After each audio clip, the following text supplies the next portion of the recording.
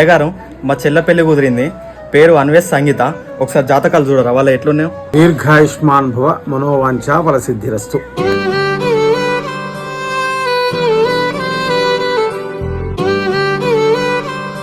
ఈ జాతకాలు పరిశీలిస్తే కలుసులేవరా బాబు, పాము ముంగి సాగుతున్నది, దేవగణం రాక్షసగణం అవుతున్నాయి కాబట్టి ఈ పెళ్లి చేస్తే గనక పంచాయతీలు గొడవలు అయ్యే అవకాశం ఉన్నది కాబట్టి ఇది చేసుకోకుంటేనే బాగుంటుంది.